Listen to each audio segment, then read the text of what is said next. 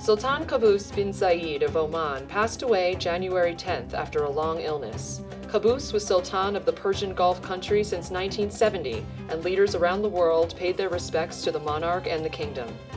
CMES Distinguished Fellow Gary Grappo served 2 assignments in Oman as Deputy Chief of Mission between 1998 and 2001, and as Ambassador 2006 to 2009.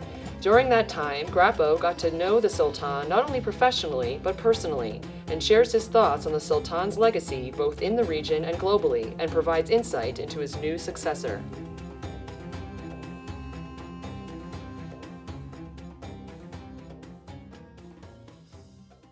Well, it matters simply by taking a quick look at any map.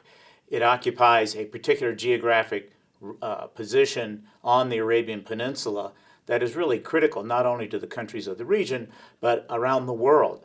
Oman, facing the Indian Ocean, contains the Strait of Hormuz, through which 40% of the world's oil supply passes, and all of the sea lanes through which they pass lie in Oman's territorial waters. So we're talking about not only the oil tankers, very large container ships, and of course naval vessels are all pass through the Strait of Hormuz to enter and exit the Gulf. Secondly, I think we have to think about, and this addresses the question of Sultan Qaboos himself and his governance of that country.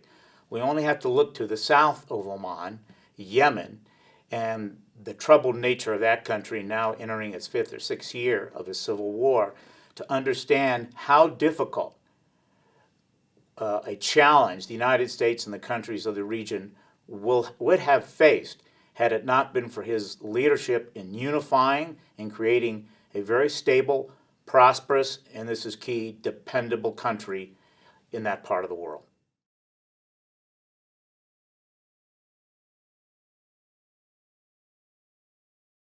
It's rather news to most Americans that Oman and the United States actually have a very long history of ties dating back actually to George Washington.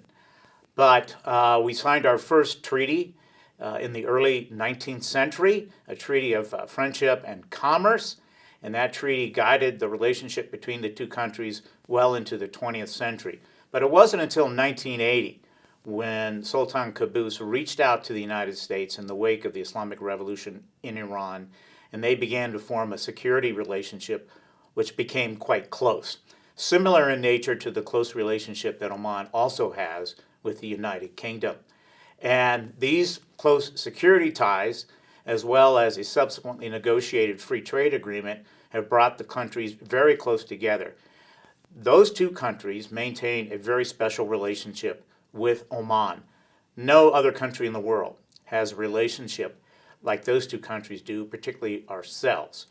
And I think that even despite his passing, the Omanis will understand the importance of maintaining that relationship, and his successor probably as much as anyone understands that importance.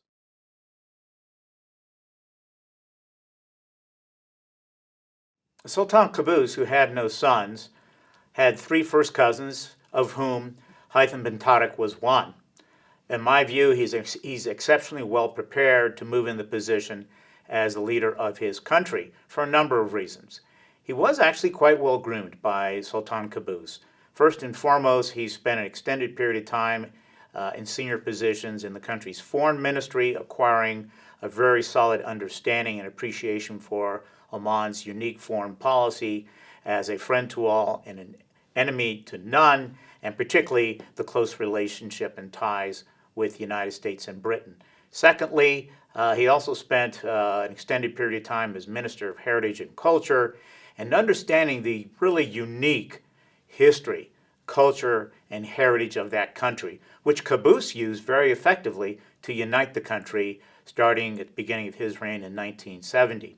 And finally, he spent the last 5 to 7 years serving as head of a committee looking at a 25-year economic plan for the country to move forward.